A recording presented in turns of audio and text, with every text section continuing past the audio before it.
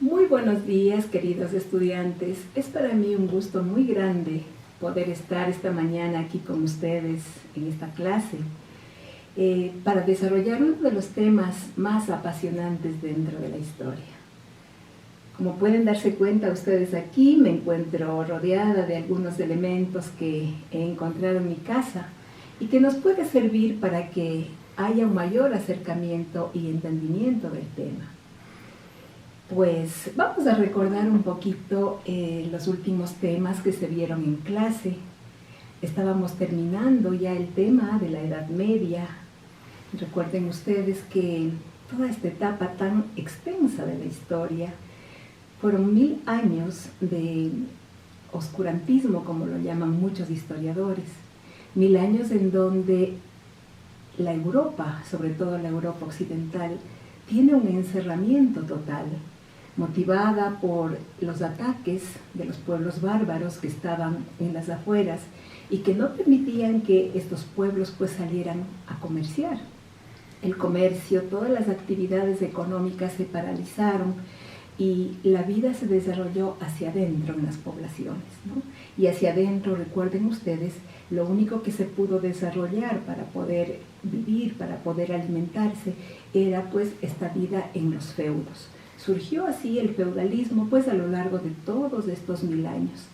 Pero bien, nos vamos acercando ya hacia finales de la Edad Media, de estos 1000 años que tuvieron de duración la Edad Media. Y recuerden ustedes que, bueno, hubo un movimiento llamado las Cruzadas ya hacia el final de este periodo, que más que recuperar los lugares santos y el Santo Sepulcro, lo que pudo recuperar para el occidente fue precisamente la principal vía de comercio entre Oriente y Occidente, que es el mar Mediterráneo. A través de la apertura entonces de este mar Mediterráneo hacia el comercio, se empieza a dar una nueva forma de vida en Europa. Esa nueva forma de vida caracterizada ya con el abrir esos muros de esas ciudades que quedaron pues allí, ciudades aisladas, pequeñas poblaciones aisladas, y las personas, los siervos, empiezan a salir hacia otras ciudades. Miren ustedes, se formaron allí pues recuerden ustedes, surge esa pequeña burguesía que son esos habitantes de los burgos o ciudades que eventualmente, miren ustedes, pues van a vivir ahí en las ciudades y desarrollan las actividades comerciales, las actividades mercantiles, y más adelante con los beneficios de estas actividades van a realizar también una actividad financiera, es decir, se van a fundar los primeros bancos de los que se tienen noticias en la humanidad. Con estos cambios que se empiezan a dar y otros cambios a nivel de la tecnología, a nivel de lo político también, miren ustedes, se empiezan a dar otros cambios. Miren ustedes que allí va a surgir pues un nuevo concepto, un ser humano nuevo, un hombre que empieza a viajar entre Oriente y Occidente, que ya no es el mismo hombre que vivió encerrado durante tanto tiempo y que ahora lo que le interesa es conocer, viajar, instruirse, aprender. Le interesaba conocer idiomas. En esa época los idiomas conocidos, el griego, el latín, el arameo, el turco, miren ustedes, y las personas que más idiomas conocían eran las personas que mejor se sentían pues en esta época en cuanto a sus conocimientos. Esta es una faceta de lo que sería pues el humanismo. El humanismo en esta época, miren ustedes, y la pregunta para esta clase sería, chicos, ¿qué es precisamente el humanismo? ¿Cuáles son las características de ese humanismo? ¿Y cómo es que se está relacionando ese humanismo con el Renacimiento? El concepto un poco de Renacimiento ya se lo vio en la clase anterior, cuando nosotros vimos el renacer de las ciudades. Miren ustedes, era un volver a nacer, ¿no es cierto? Ese concepto lo vamos a enlazar con este nuevo concepto que se llama el humanismo. Y pues nosotros podemos meditar ese concepto, reflexionarlo, pero miren ustedes sencillamente con reflexionar sobre el término humanismo viene de ser humano. Es una tendencia que pone al ser humano como el centro de todas las cosas. ¿Por qué ser humano? ¿Y cuál es la novedad de esto, si quieren ustedes? En la época anterior no era el hombre el centro de todo lo existente. Era una época en la Edad Media, recuerden ustedes, tan religiosa que más bien se había puesto a la iglesia como el centro de todo lo existente, a la iglesia como una institución, ¿no es cierto? Como el centro de todo lo existente, las ideas religiosas. Entonces, el ser humano, miren ustedes, prácticamente en la Edad Media vivía solamente preparándose para la muerte.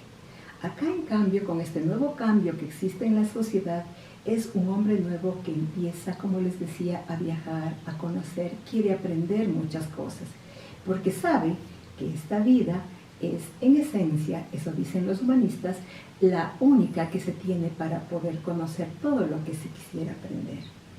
Entonces, es un renacer también dentro del arte, porque ahora vamos a ver qué es lo que sucedió con el arte, ¿no? El arte en esta época va a llamarse un arte renacentista. Es un renacer, miren ustedes, de la cultura clásica greco-latina. Es decir, es un volver a lo que fue anteriormente el arte griego y el arte latino. Miren ustedes, aquí por ejemplo esta figura de una Venus. Así había muchísimas representaciones de las Venus, ¿no? Esta figura de esta Venus que pudo haber sido esculpida, realizada, ¿no es cierto?, en mármol en la época antigua. Luego, pues ahora, en la época del Renacimiento, muchísimos artistas vuelven a realizar este tipo de obras.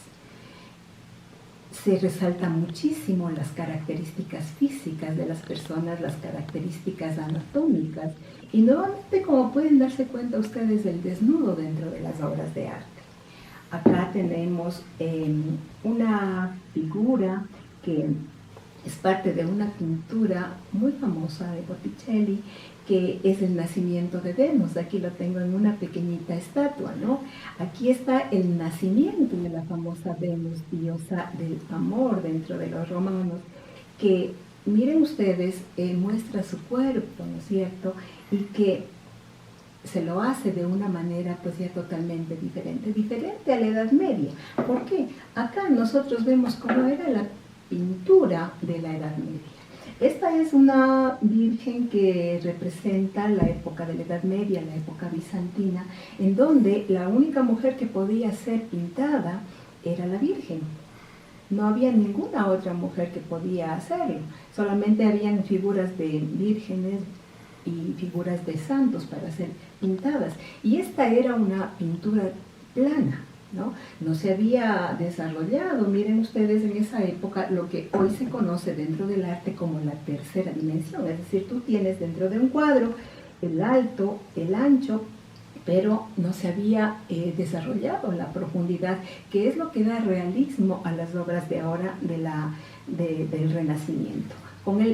Con este nuevo renacimiento y este realismo dentro del arte va a haber cambios fundamentales. Aquí también miren ustedes cómo se representaban las vírgenes durante la Edad Media, además con una cara sumamente triste, ¿no?, que era lo que representaba también el sentir de la época en ese momento, ¿no?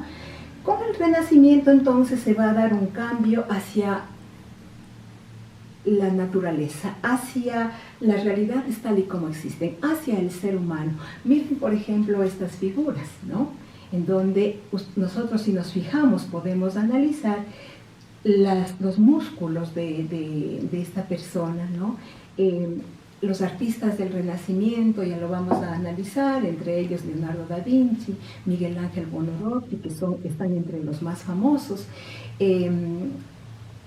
Fueron a estudiar en centros en donde, por ejemplo, Leonardo da Vinci estudió en el convento de Santa María de Milán, que era un convento en donde iban a estudiar los estudiantes para ser médicos, ¿no?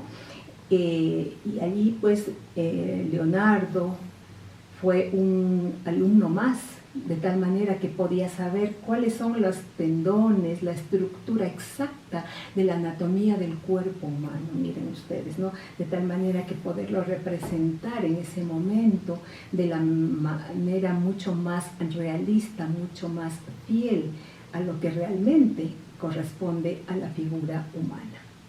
Aquí, esta es chicos,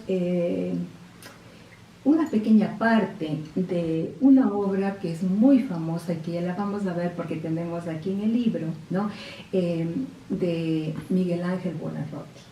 Él pintó lo que se llaman los frescos de la Capilla Sixtina, ¿no? Allá en Roma, y aquí está pues un acercamiento, podríamos decir, de dos manos, ¿no? La mano de Dios en este caso, ¿no? Y luego pues que estaba dándole vida al ser humano. ¿Por qué es importante esta partecita que les estoy mostrando? Para que ustedes se den cuenta precisamente de cómo estaba mostrada la anatomía del cuerpo humano de una manera pues absolutamente perfecta.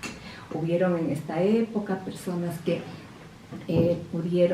las personas que eran ya adineradas en esta época, que habían ganado prestigio con las actividades comerciales, mercantiles y financieras, familias que se convirtieron en mecenas, es decir, protectores del arte, ¿no?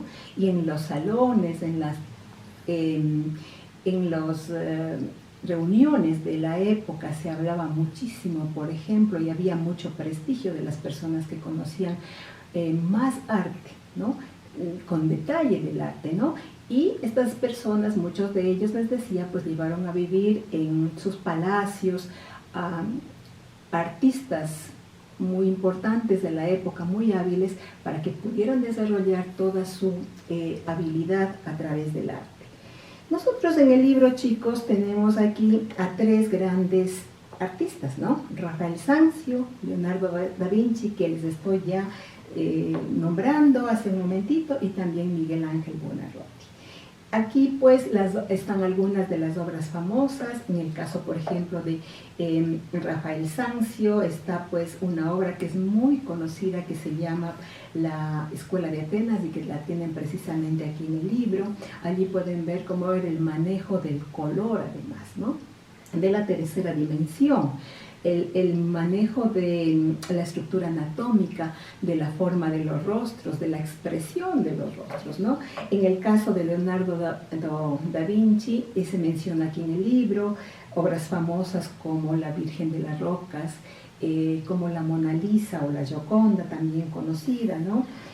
La Última Cena del Señor, esta última cena que en muchos de los hogares existe pues como adorno. Miren ustedes, la obra original fue realizada por Leonardo da Vinci. Y en el caso de Miguel Ángel Buonarroti, pues aquí se menciona y se muestra también la fotografía de la famosa Capilla Sixtina, una obra realizada pues en el cielo raso, es decir, en el tumbado, podríamos decir, de esta capilla, pues ahí en Roma, y que se conoce con el nombre de los frescos. Ustedes en la página siguiente que tienen aquí en el libro, en la página 188, también pues aquí nosotros tenemos, miren ustedes, hacia los lados, como nos están explicando qué es lo que significa un fresco.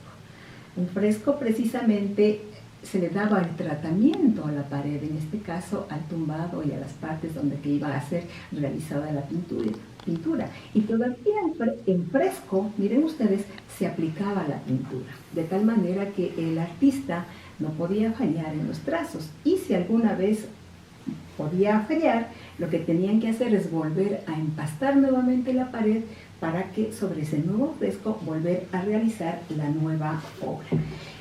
Nosotros podemos ver entonces que son artistas realmente sorprendentes de esta época, jóvenes. Yo les invito a conocer un poquito más de ellos. Voy a ponerles también, luego de este video, un pequeño enlace de unos poquitos minutos para que ustedes puedan ampliar la información que yo les acabo de dar, ampliar la información que tienen ustedes también en su libro, y pues puedan desarrollar de la mejor manera su tarea. Les comento, la tarea solamente tiene una pregunta, y esa pregunta pues está sumamente sencillita, ustedes ya la van a ver. Allí precisamente en la parte de aquí abajo tenemos la guía y si quieren pues pueden referirse a su libro nuevamente para poderla realizar. Estoy encantada de haber estado en esta clase con ustedes, pues un abrazo chicos y nos estaremos viendo. Muy buenos días.